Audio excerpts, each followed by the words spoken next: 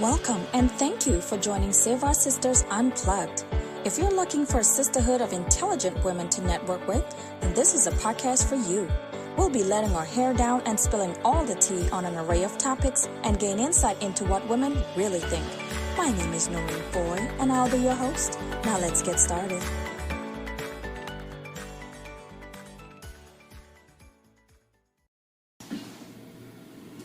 You must know that you are good enough and worth it. Once you master belief in yourself, no one can steal that love from you. Welcome to another episode of the Save Our Sisters Unplugged podcast. To help with today's topic, let me get you acclimated with my co-host. She's an amazing wife and mother, as well as a host parent in a foreign exchange program. She has an associate's degree in paralegal studies and is in pursuit of a business marketing degree. Finally, she was nominated as one of the 40 Leaders Under 40, which honors emerging young leaders in the community. It is my pleasure and my honor to welcome to the studio for the very first time my sis, Mrs. Tamara Parker. Welcome. Thank you so much, Norine. I'm excited to be here. I am glad to have you. I mean, we talked a little bit before, but I wanted folks to know how you like the studio. Oh, it's really nice. I really love the colors. I'm like, you always doing something. I know. Some people say I'm always doing too much, but it's what I do. I think that's one thing I can always appreciate about you is since I've met you, is that you're always trying to do things for the community, always giving back, always finding a way to have a platform where other people can speak their piece and or be a part of something. So I think this is great, and I look forward to joining you on this topic today. Thank you so much. I didn't expect that. I'm a little thrown off. Normally I'm a little chatterbox, but that really warms my heart that you said that. So why don't you introduce today's topic? Well, today, you guys, we're talking about self-love, which is part of self-care as well. It's in conjunction with that. But basically just talking about things right now on how you're focusing on self-love and self-care, especially during the time of pandemic and just in general. Yeah.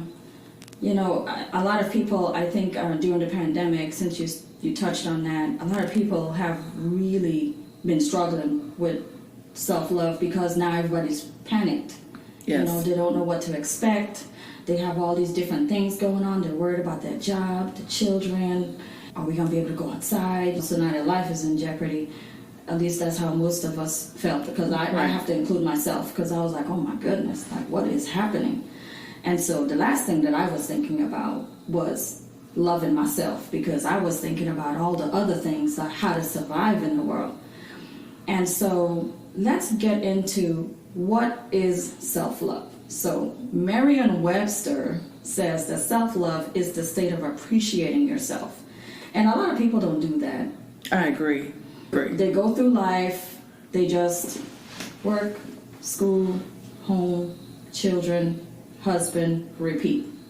You bring a good point about that, Norine, because the word appreciation is what really stuck out to me. So many times as women and or caretakers, we have a tendency to just do things just out of our natural instincts. And so cooking and preparing snacks and trying to have recreation with our kids and loving on our spouses and trying to work-life balance with everything in there, you really don't have any time, to really focus on yourself. And there's not really an appreciation in there because it's the norm. And so this topic I was really excited to talk about this topic because I said to myself, what are you doing for your self-love? What does self-love mean to you, Tamara? And so for me, I was thinking right now, self-love right now is just trying to have a peace of mind.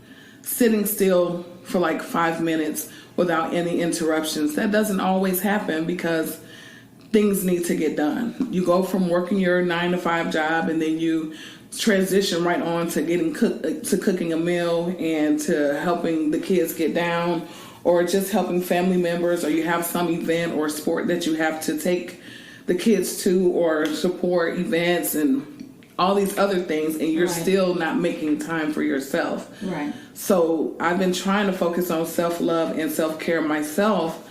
So I've just literally been taking 30 minutes out of a day, and I call it sitting in silence right now.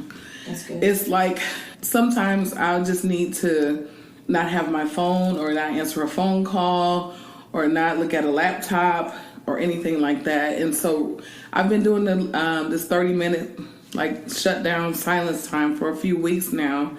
And I've been appreciating the silence. Like when you're sitting there in that silence, you start thinking about things, you start reflecting on things that you may not have done for yourself. It could be getting your eyebrows done. Right. It could be reaching out to an old friend or making that connection with other women and other people that's within your network that can help motivate you. That's part of self-love. Right. You're absolutely right. And then you said in the beginning, self-love is another way to do self-care. And then what we need to do now with that is go back to the basics of that. One thing that we can do is just really listen to our bodies. Yes. Every year, I make sure I go get my mammogram. People may not think that's self-love, but trust me, self-love, self-care equals good health in my book. And that's one thing that I've never played with. I go get my yearly exam, I go get my mammogram. I encourage them. You know, the first time that I went to get my mammogram, I was so terrified to go. And my girlfriend went with me. So we scheduled it twice when I went. The first time and the second time, 2 girlfriends went with me. That's awesome. Yeah, because everybody hyped it up to be this big thing. Gosh, your breast is being put between these 2 plates and it's gonna hurt. And I was like, I got so much anxiety. And so to have girlfriends go with, that's part of the sisterhood. Yes. Is what I'm really all about. But that self-care, just going and getting that one thing done or those 2 things done for your body. Because if you're not right, you're not going to be able to take care of your family. And that's, and I'll transition with that too. You're so on point with that, because self-love, if you can't find the way to do the things that make you happy, that won't reflect on those that you do love. If you're sick and you're tired, you don't have any energy, or you're stressed out, that translates like irritability and uncomfortability with your friends and your family and those peers that's around you. So listening to your body, like even headaches, you hear people say, oh, I had a headache, and then they find out they had a small aneurysm or a blood clot, different things like that. A lot of times, just even as women, we're so busy taking care of everyone else that we don't take care of ourselves. And this is the same for men too. But in this case here, the self-love goes for everyone. But for my experience as a woman, I think it's important to, like you said, listen to your body, but also listen to your mental health. Exactly. There's times lately in my life where I have experienced anxiety over just some situational things. And I've had to take a moment back and do breathing techniques. I breathe in 4 seconds and out 4 seconds. And that's part of my self-love and self-care that I do for myself, because sometimes I just need to step back, because the world is still moving.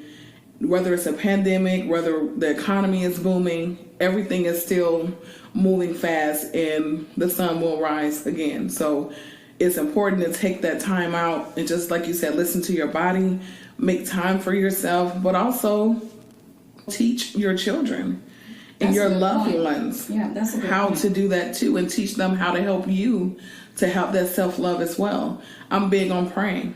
Praying is one of the things that I do for my self-love. When I'm in any situation, I talk to God. I have that prayer, and I go into that space where I can get the comfort that I need to help me through this here, which empowers me. For me, everybody they might read a book or a self-help book, or they may have a drink, or they may go and get a massage. But for my self-care and self-love, praying is my number one tool that I use. And it's been helpful. Things are not perfect, but it's one of the things that without it, I wouldn't be here today. Now, you just blew my mind when you said that, because I pray all the time, but I never equated it to self-love. Yes. And that's definitely a good thing to really point out. Another thing that we really need to do, getting back to the basics, is our eating habits. Yes. Now, that's a struggle, because I got fibroid problems. I'm greedy. I like everything. Yes. Yes. I like everything. I'm a, what do you call it, a seafood diet? So I see the food, I want to eat it. Seafood and eat it. But let me tell you, so this thing, my daughters, I asked them, I said, how can we promote this Save Our Sisters Unplugged podcast? And it was like, well, TikTok, my little granddaughter, she's 6 years old, she's on TikTok. Okay. And so I was like, well, let me go on and see what's on TikTok, what this thing is all about. Love it. That the president was trying to cancel. Yes. I love it. But I thought it was just singing and dancing. I was like, I'm not about to do that on camera and have all these little dances. And well, it's time to learn dances. You're trying to work and do everything else. And I went on there, and people were on there cooking. Yes. And I was like, oh, that fed into my spirit. Yes, my favorite. And this lady, she had this soup diet. She's like, if you cook this soup, you're going to be able to lose 10 pounds in 3 days. Guess what I did? You cooked that soup. Sis cooked the soup. It was cilantro, tomatoes, zucchini. It's cabbage in there. Cabbage, yeah. And of course, you got your Maggi seasoning or your chicken stock or whatever to like tie all together. Talking about language now. Right. And I dropped the pepper in mine because I need my soup to be just a little bit spicy. Now, I did not lose 10 pounds in 3 days, but I did lose 4 pounds. Okay. And I felt proud. So you're supposed to eat it 3 times a day for 3 days, and that's where they said it was going to drop off. Now, I didn't snack, but I was like, man, I'm hungry. So, like, on that last day, I had a grilled cheese. You cheated on the diet. Man, I was like, listen, I'm not going to gain this pound overnight.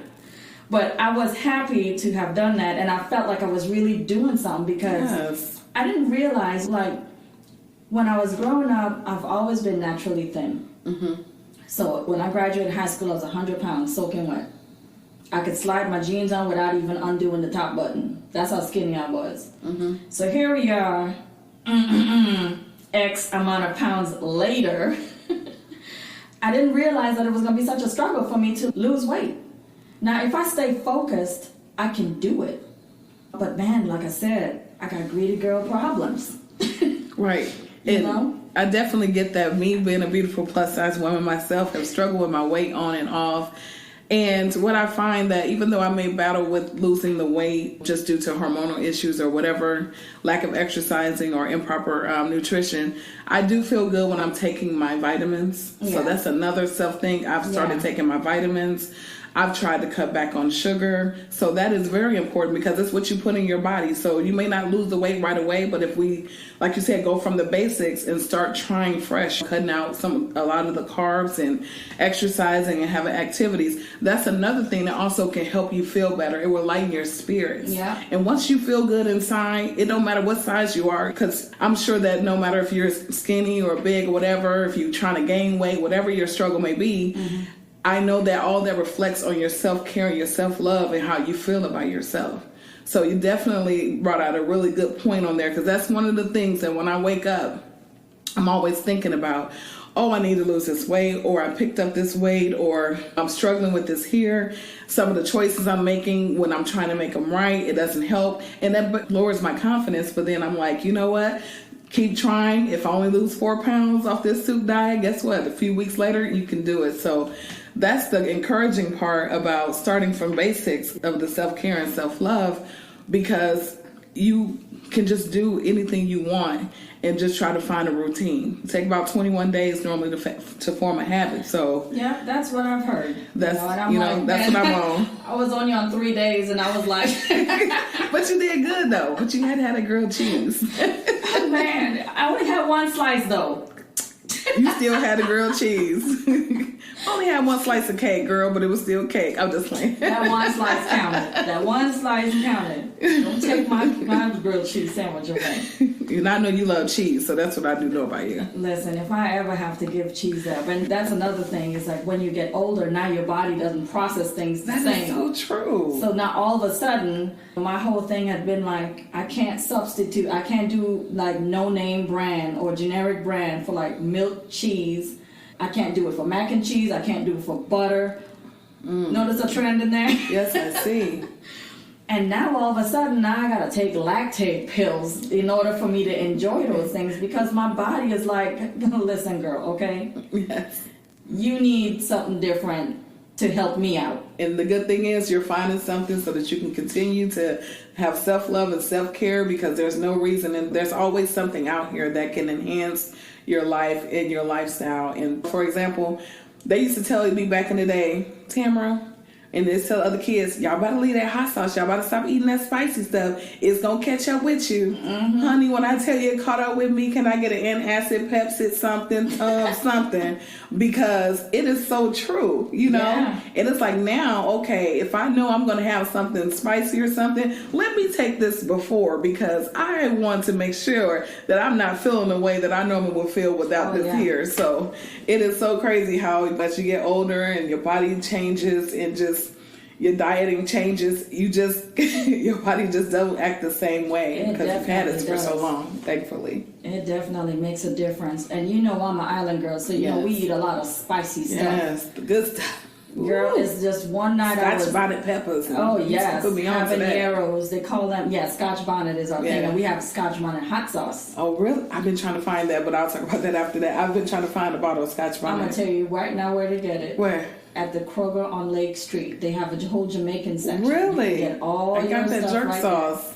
Yep, the jerk sauce. Okay. All of that. The Scotch bonnet. I've been looking for it. Scotch bonnet.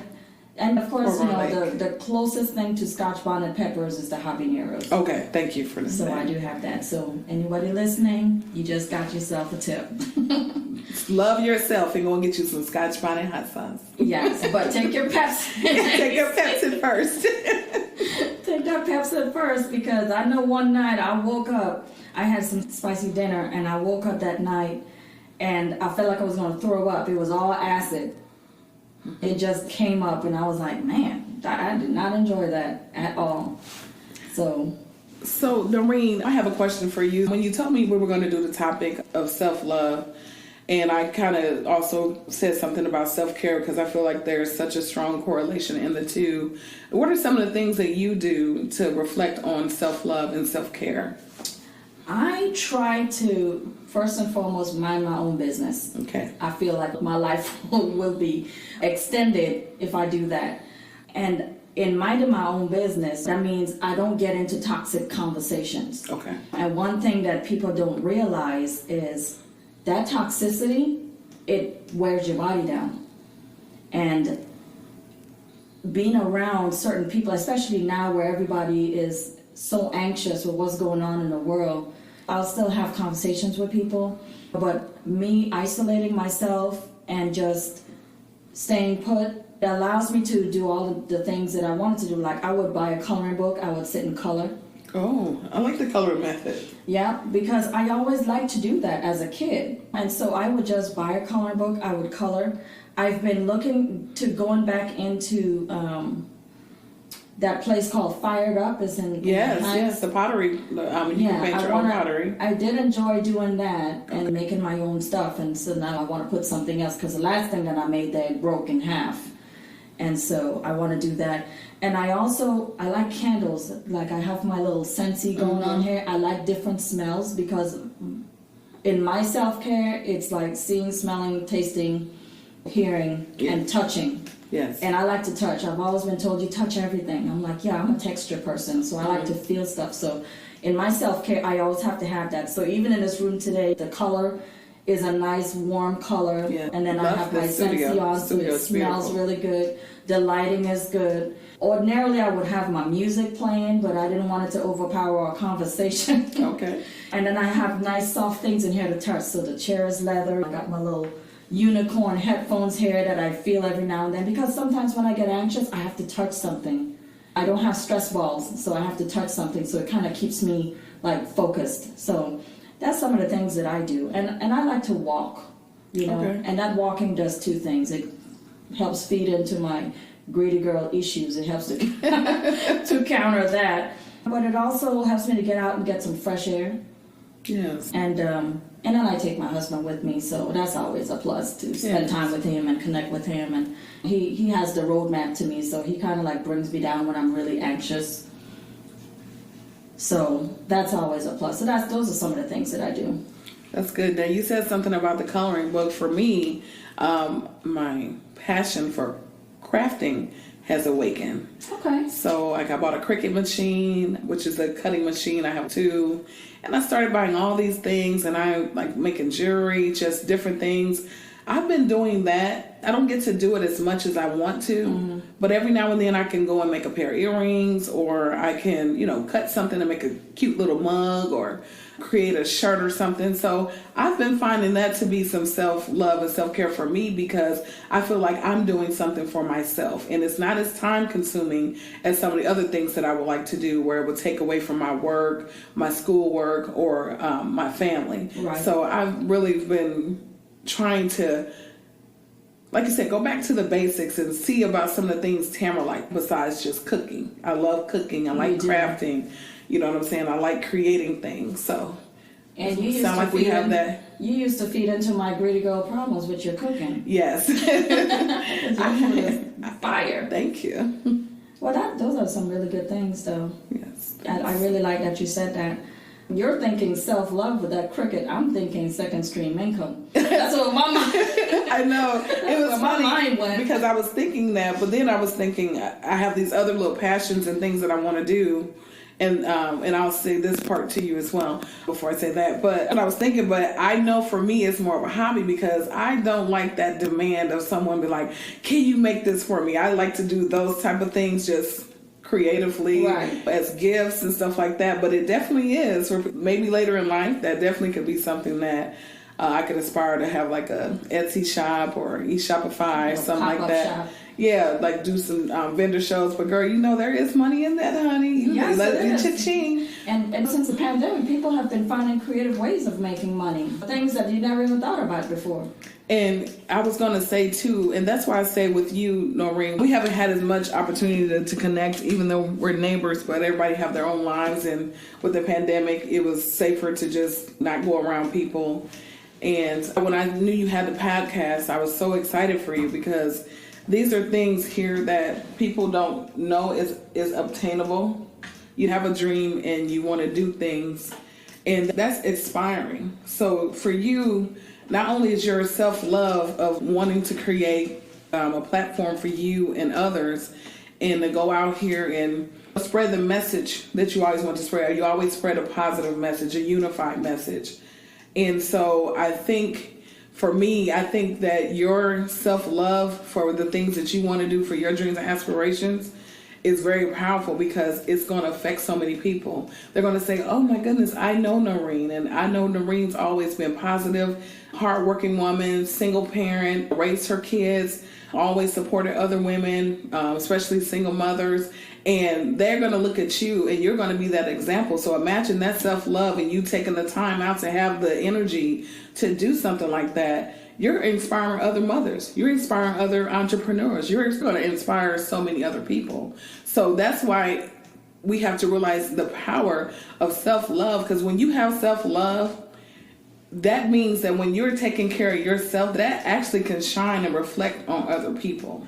So I think what you're doing is just so great, and I definitely wish you all the success and whatever else you desire as well. Well, I really appreciate you saying that, because I definitely aspire to tap into the sisterhood, and some things that we do as women, it does get overlooked. But I'm not doing this for clout. I find that I really You like doing it for this. clout, Norine? No, You sure not you don't really. want to be Yana Van Zandt? I mean, no, no, you're not doing not. it for clout, but for what I feel your heart is doing it for. I have a to passion reach for others. it. Yeah, You're just I definitely have really a good passion at for it. And I have 4 sisters. We've lost one. And my condolences to you. Thank you. And it's always been my passion to just have a sisterhood, because I have these sisters. There's not everyone that has sisters that they can turn to when they want to have conversations or they want a secret kept. Mm-hmm. And not only with my biological sisters, but I have built a village of a sisterhood with my close girlfriends. Yeah, of course, you being one of them. We've shared many stories. Yeah. And the way that you and I have been there for each other, that's part of self-love. That's correct. Because you have to surround yourself with people that would bring positivity to your life. And that you can trust.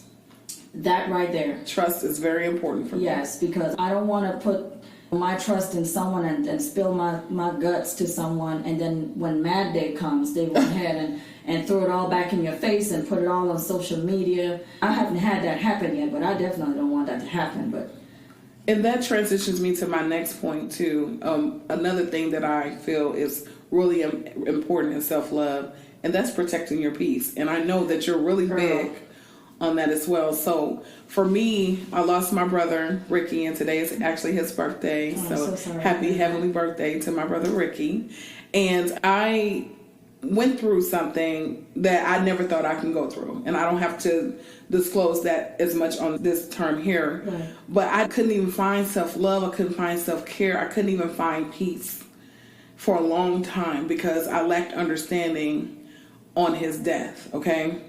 Then as things and times progressed, I had to go into this like shutdown mode. And it was like I couldn't see or focus on anything else except for that hurt and that pain that I was going through. And I mean, it's going on the 7th year and I'm still dealing and coping with that. So what I asked God for, I said, Lord, I know you do things the way that you want to do them, and everything is according to your will and way. But if you can grant me some peace, right. If you can grant me some peace, I will take it. God made some things happen. God made me deal with his death on my own. People say, well, why didn't you tell me? I would have been there for you.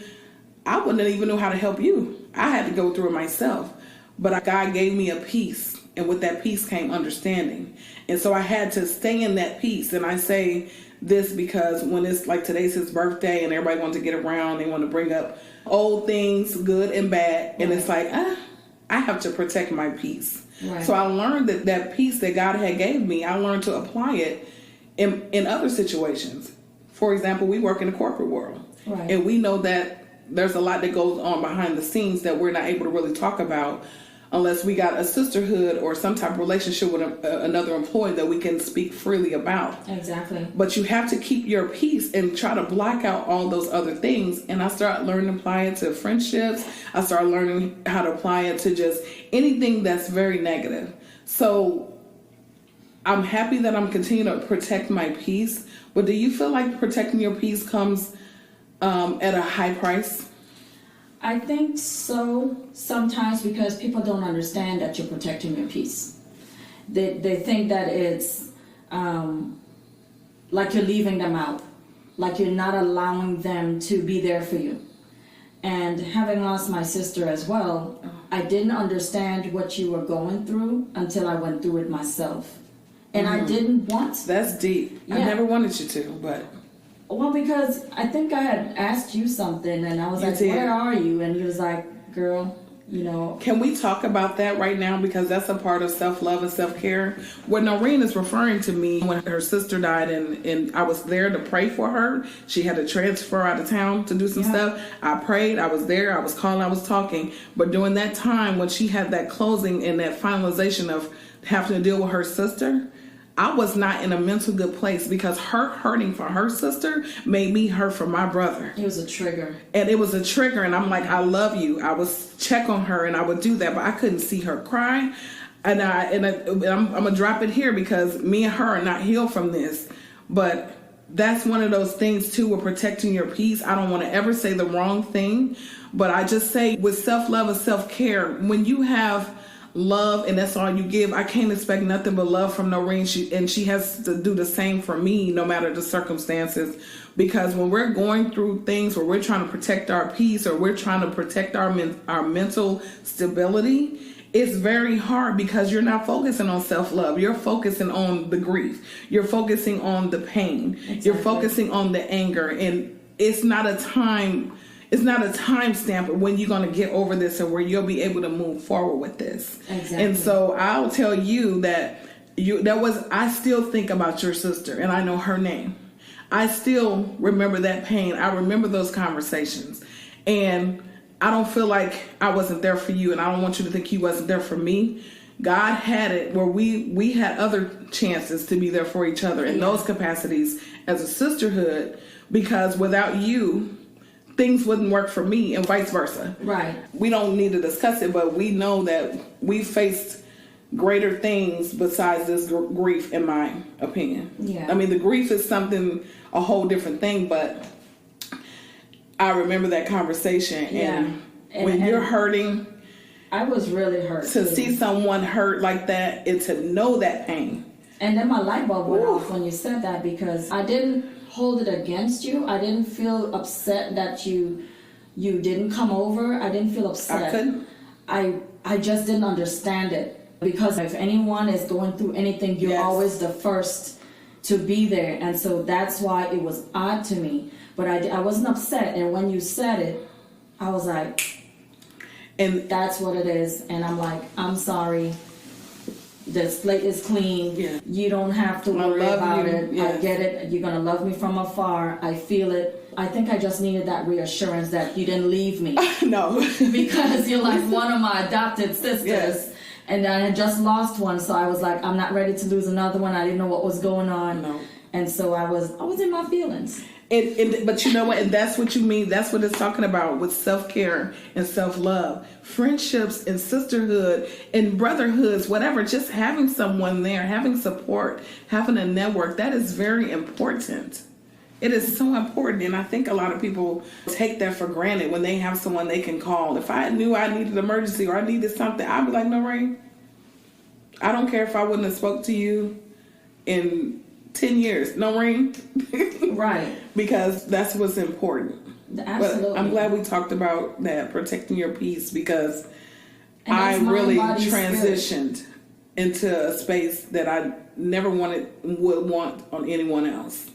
And now that we both have lost a sibling, someone we loved, in the manner that they did, it's hurtful. And now we can go and take our self-love of how we are coping with it and help other people now. Right. And I can talk about it now. Yes. Because when you go through stuff like this, and of course you always seek your higher purpose. Yes. When you ask God, I was upset for a little bit. I was upset, one, because she was my person. Even just today, like before we went live today, I was telling you that I really have wanted to dial her number lately. Yes. Because I've been going through some things, and I'm still angry that I can't talk with her. And I was also angry that I didn't know she was sick. And when I knew, it was too late. And so I was angry that I missed time. I missed opportunities. But that's all part of the self-love, is talking about it. Yes. Accepting it. Yes. Not letting it consume me. Because I think that was one of my biggest things, is like, I have children. I cannot let this consume me. I have to really prioritize my grief, if that even made sense. It's true. Because I had to be mom and everybody else outside, and an employee outside. And then when I had my moments that I had to take for myself, that's when I would grieve and light my candles and just have my memories. And I wanted to lead into something else too. Self-love also means accepting yourself as you are in the moment. Isn't that hard to do? Sometimes it is. Isn't that is something I still struggle with. So it means accepting your emotions for what they are, putting your physical, emotional, and mental well-being first. And that is the area that, especially the mental. So I am proudly to discuss, because I feel like I'm Black. A lot of Black people don't talk about it, but I actually started seeing a therapist. Okay. I'm very excited about it.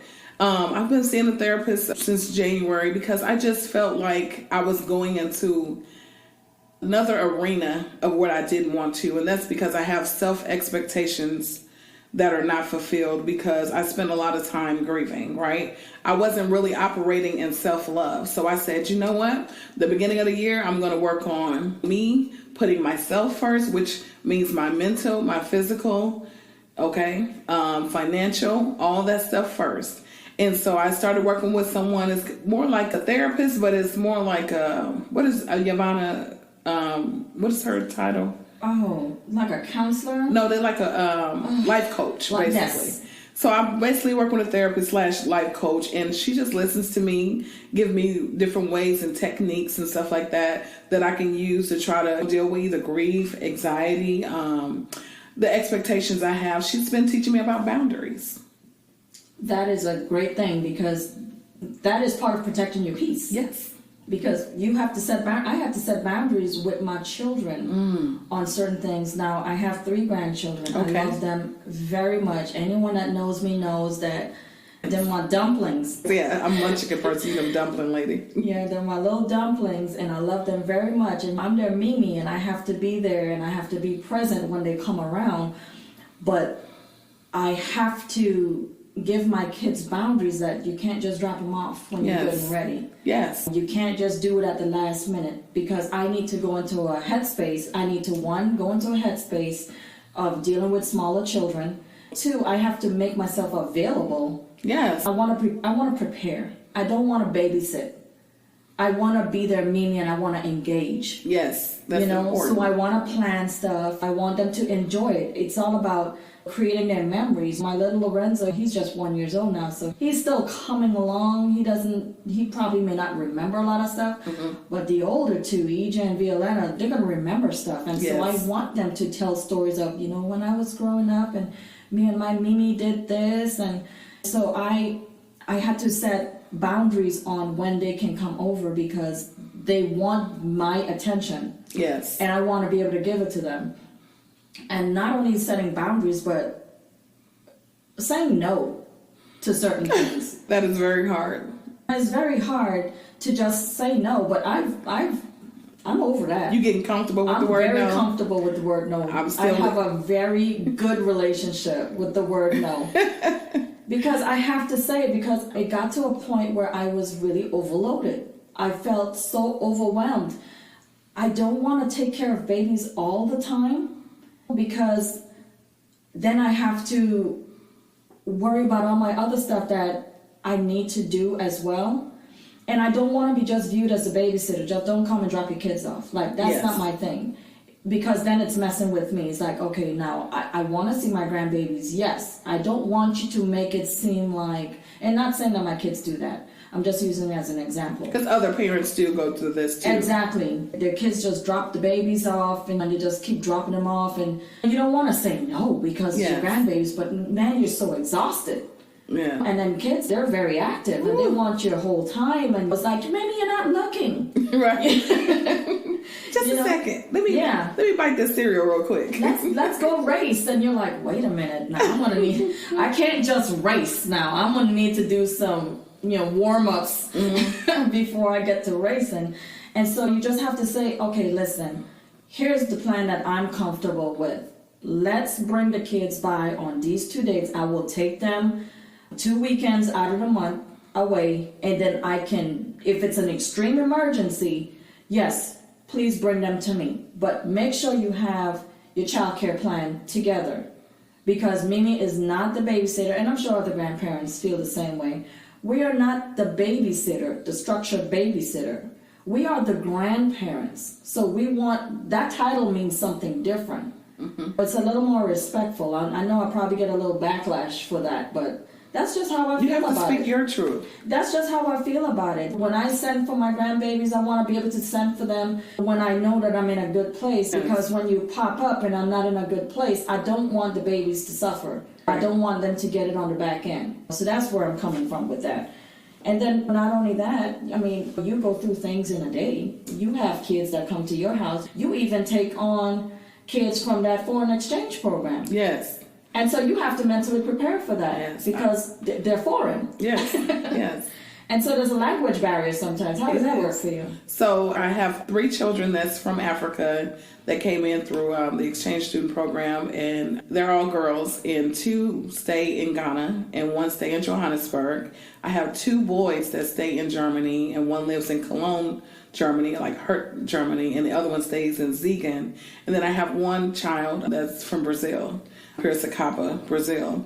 And I keep in touch with all of them as much as I can, but they all are very different, and they own different time zones. So that is so hard to try to balance that, because one will be calling and leaving a message. But we basically talk a lot in English, but there are some things that they send in their language, or something different, like different holidays and different rituals and stuff like that. So I just try to use WhatsApp to connect with them and our social media accounts so that it won't cost. But yeah, they they are good kids, but they have different birthdays and have a relationship with their aunts and their parents. So it's like trying to juggle all that sometimes can get very, very stressful, because you want to keep in touch with them. You want to know how they're doing. You got one in high school. You got 5 of them that's in college.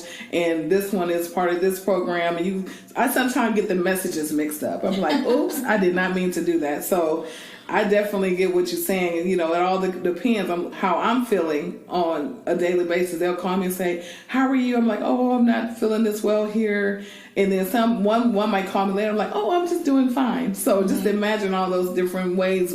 As women on a daily basis, we have to go through a lot of mixed emotions. And when you work a lot and you're still in school, right, you really trying to find a way to work-life balance every single aspect of your life. And absolutely, that's the hard part about me really focusing on my self-love and self-care. And then that time zone. That's what I'm saying. Yeah. 1 minute, like I said, I could be sick. And then by the time the other kid gets to me, oh, I'm feeling better, because that was like 8 hours later. Right, that's true. And they call you different times. Something happened. They're worried about you. They heard something went on in the United States, and they like calling you. And it's like 2 o'clock in the morning for me, but it's 9 o'clock a.m. for them. Or I'm calling them at 9 o'clock and it's 4 o'clock in the morning. So yeah, it's kind of hard to juggle it, but I try to make it work though. And you have to be present for them. I do have to be present. They are, like you said, they are good kids. They're very important to me as well. And they're still trying to check on you, make sure you're okay. Yes, you know? yes. And a lot of people don't probably think about this, but I think of the relationship that I have with my kids, and I think that's part of my self-care too. My relationship with my kids, like if me and my kids are on the outs, it affects me. Yes, as it should. It does affect me. Some people don't care. I definitely can relate. I definitely can relate. Some people don't to care parents that don't care about the way relationship. that their children feel. Yeah. They can care less. They can care less. If we've had an argument, whether I'm right or I'm wrong in the argument, I don't feel good until I know that they're all right. Exactly. Or if we're on the outs, I feel bad that we're on the outs. Yes. Because, I mean, I don't want to be at odds with my children. You Exactly. know, they're mine.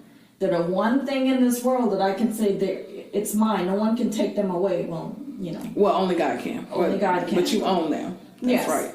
That's concrete. It's not going to change. Exactly. And so that affects your mental health. And one thing that in our Black community, mental health is like a dirty word. It is. But I've been seeing lately that there have been a lot of shows that are actually promoting not only Black love, Black relationships, but mental health care.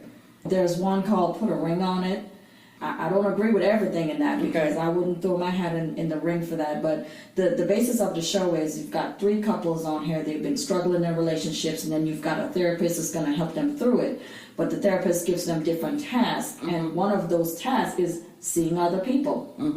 And then that just kind of brings you back to your relationship. The nuclear Black relationship has been, I guess, washed by the wayside in so many single parent homes. And for them to really be focusing on trying to get that back together, I think that's a beautiful thing.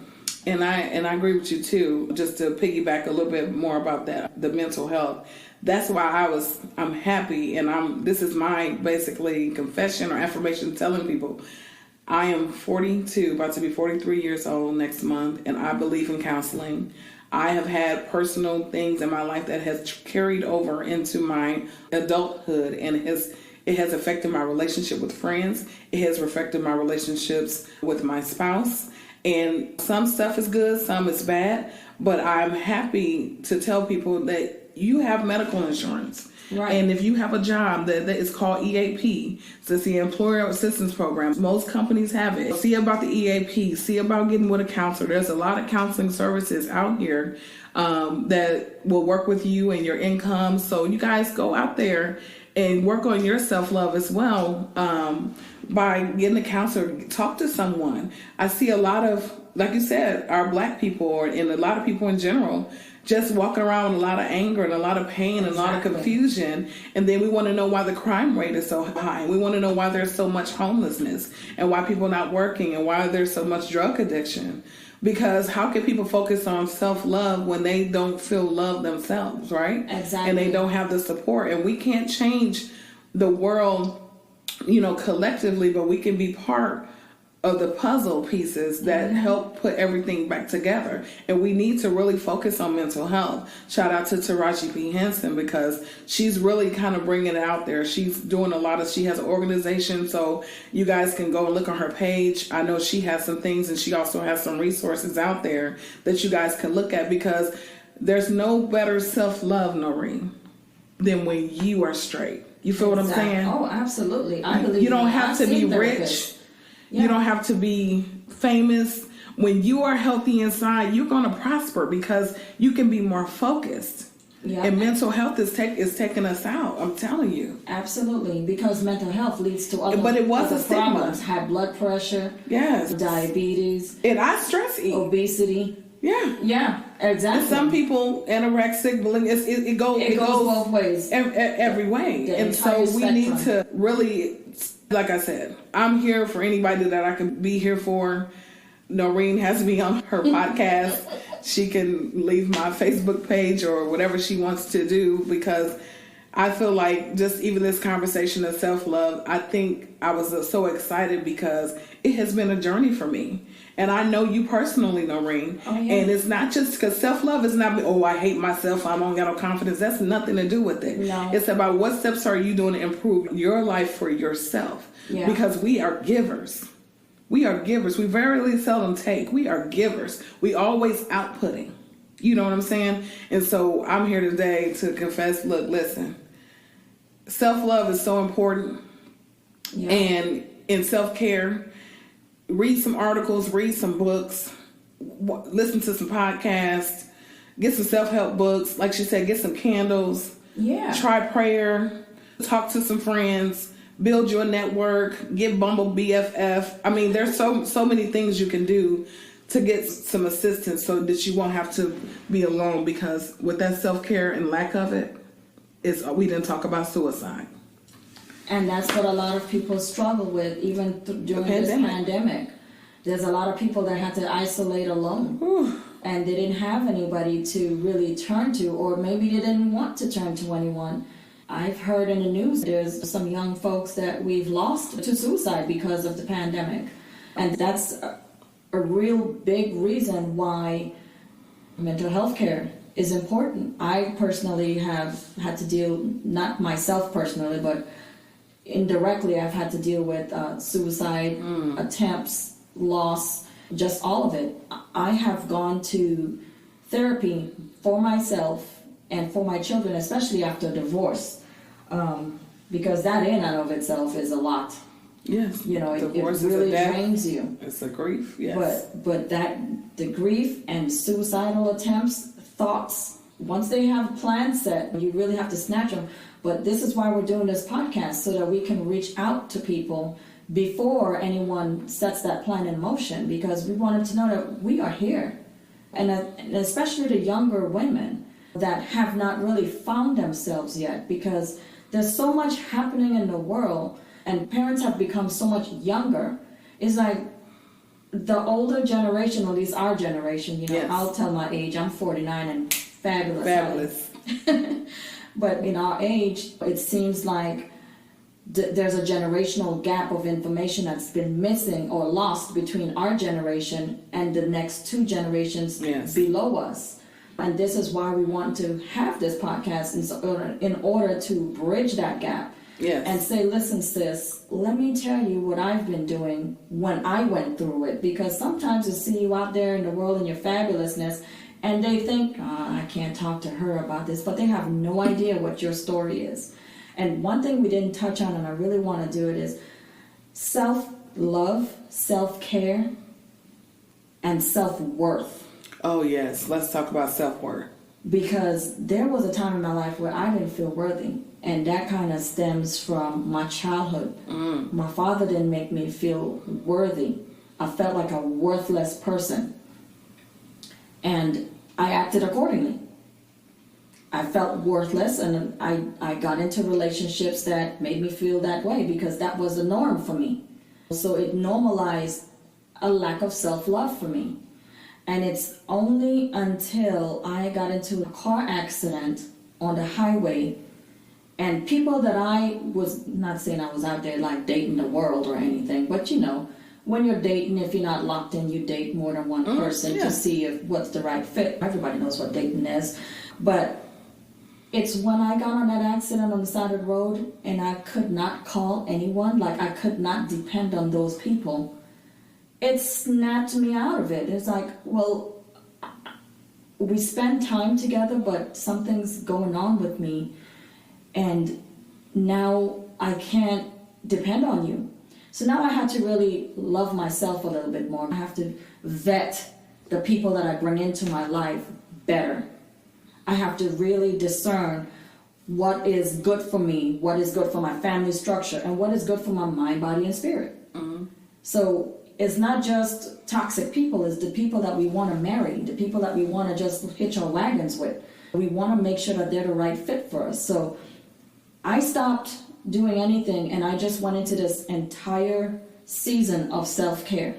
I got into church more often, I got more active. I stopped dating people because I'm like, okay, clearly I'm not doing it right. I got on my knees and I said, God, all right, I tried it myself. It's not working out. I'm going to go ahead and lean on you. I'm going to let you do this because just like you said earlier, your spirituality is really big in your self-care. I had to really tap into it. It was in the back room, but I had to bring it to the forefront of my life to guide me and make these decisions with the people that I was allowed to be in my life. And it was just pretty much just like emotional buckets that I didn't need. And so once I started getting rid of those buckets, things started to change in my life. And so my self-worth, I was like, if no one deems that I'm worthy, I deem that I'm worthy. And this is why. And I had to really pump my own self-esteem up to say, yes, you are this, you are strong, you are powerful. It's not like this whole thing where you go, I am woman, hear me roar. I had to really look at the qualities that I possess. Yes. And I really had to tell myself, yes, you are worthy. You are strong. You are powerful.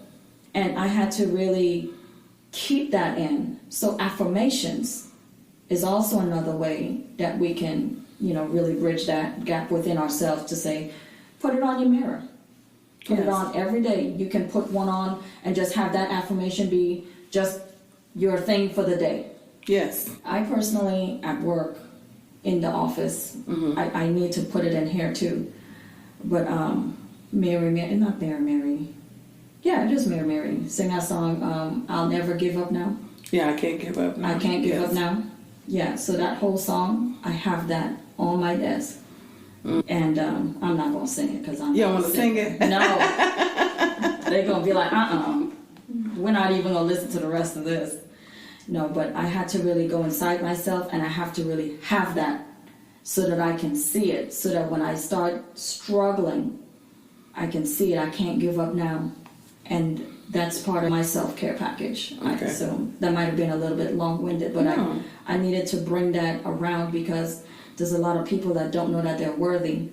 When you have people in your life that make you feel less than, or to dismiss you, or anything that you do is just not right. Yes. You have to really find your own inner strength and be like, no, what I have to say is important, and you will listen to me, and this is why, and this is what I bring. I think that you brought out a lot of good points too, and so what I'll add to that is that I want to make sure that women, girls, whomever, this whole audience, or this targeted audience, which is our sisters, there's never going to be a day that basically is the same. You can never get July 10th, 401, 2021 back. You'll never be able to get that, right?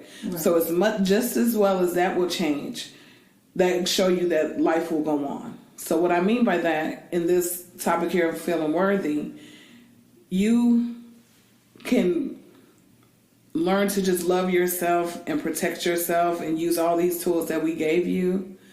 But if you don't know your worth, right, then all that just goes out the window.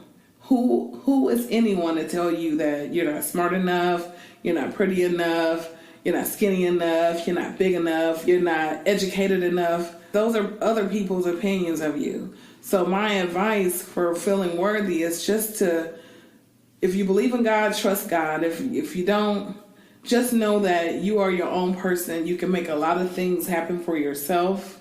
If you put yourself in a good environment, in a good situation, you know what I'm saying, and stay on the right path and be consistent, then those are ways that can build up your confidence, right? And your confidence has a lot to do with sometimes the way we value if we're worthy or not.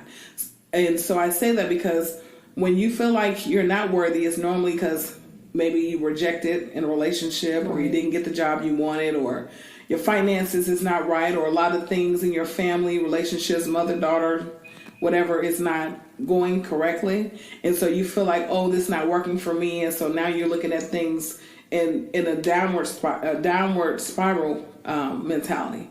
Let's cut all that out and let's just say, you know what? If I don't have the financial situation that I want right now, then what can I do to get to that financial situation? What goals or what steps do I need to take to get where I want to be?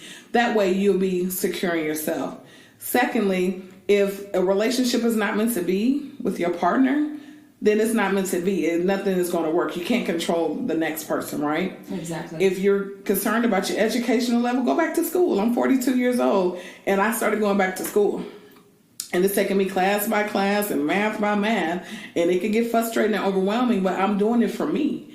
Because that's part of the self-love and self-care. That's what I wanted to see for me, so that I can be an example to my nephew and to my children. Exactly. And then lastly, it's like, as far as your family, there are people too, and they're going through their own trials and tribulations. So a lot of that behavior that's around there is very toxic. And Norine talked about toxicity already. So sometimes you have to learn to remove yourself from that. Not that you don't love them and you don't want to be engaged, but you have to go and find a way to protect your peace, because you are worthy. Exactly. So that's what makes me say, when I'm thinking about self-love, self-care, and self-worthiness, I just tell myself these three things. Tamara, I love you so much. And I'm proud of you, Tamara. I also tell myself I'm very beautiful. I don't care how somebody else views beauty or whatever. I tell myself I'm very beautiful. And then I also tell myself that I can do anything that I put my mind to, that I have the same capabilities as everyone else. Right. And just to mirror the situation you were saying about the song, is this song by James Fortune and Fire. And it's called Trust You. And it's a gospel song, but it's trust you. And it's like, Lord, I will trust you, Lord. Even though I can't see you, even though I can't hear you, I trust you. When I hear that song, it's from Proverbs 3:5-6, which is my favorite scripture. I think about that, and then I just light up. And I just know with just that little box right there that I'm going to be okay. Exactly. And my 3 affirmations, and I really like what you said, those affirmations that you give to yourself. My 3 affirmations that I tell myself is, I'm blessed and highly favored. Yes. I love myself and the woman I'm becoming. And the last one is, I'm not where I want to be, but I'm not where I used to be. That's really good. Because God's not through with me yet. You know me personally, so you already know where I've been. I mean, look at the growth. And where I've, my journey. Like, you've been on part of my journey with me. Mm-hmm. So you definitely understand that. And before we close out, I wanted to just recap what we talked about, because, we touched on a lot of stuff, but I wanted to just really bring it home in case someone is writing stuff down and they want to know how to practice self-love. So the first thing we talked about was definitely protecting your peace, mind, body, and spirit. Mm-hmm. Put yourself in a positive environment with people that enrich your growth, people that uplift you, people that will share your secrets, they will lead you down a good path and walk with you on the journey until you can walk alone.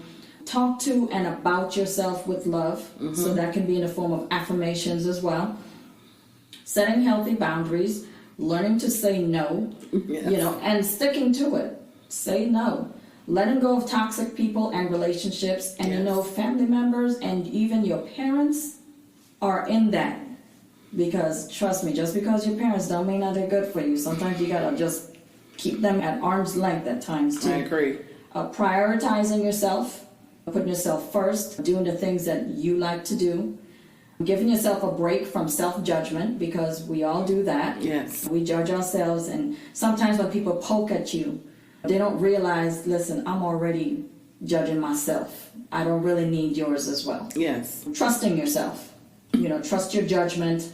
Trust the things that you're saying. Of course, you always want to be mindful of the things that you're saying and how people would perceive it or receive it. Being true to yourself. There's a lot of people that are fake people. You don't want to be fake. You want to stay true to yourself and don't let anyone, unless it's for self-growth, because self-growth is still a good thing, and that is also a part of self-love. If you want to grow, that's fine, but stay true to yourself, your core values, your morals, your standards. Stay true to yourself. Yes. Forgiving yourself when you aren't being true or nice to yourself. Learn to just forgive yourself. There's a lot of things that I haven't forgiven myself for, but I just have to move on from it. Yes, I agree. And confidence.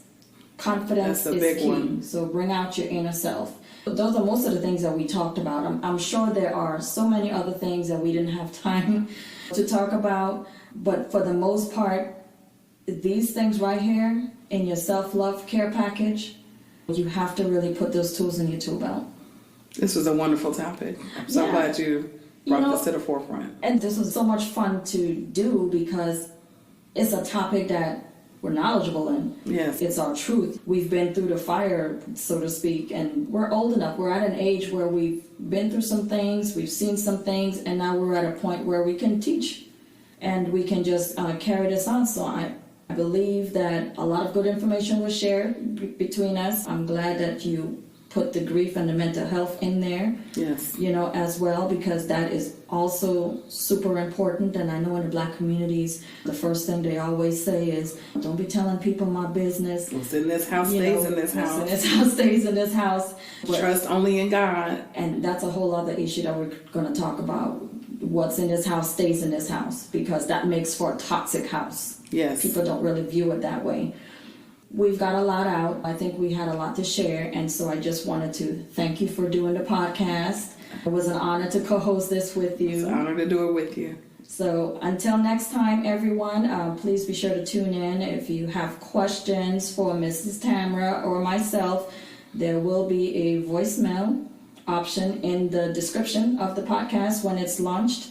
And you can go ahead and leave a voicemail, and perhaps we'll address questions in another podcast. And I think that would be great. I'm up for that. All right. So thank you so much, Ms. Tamara, and you be blessed. Be blessed. Thank you.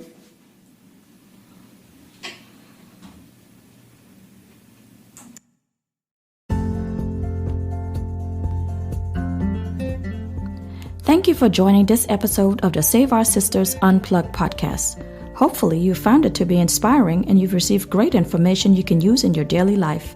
If you've enjoyed this episode, please add us to your favorites and share it with your friends.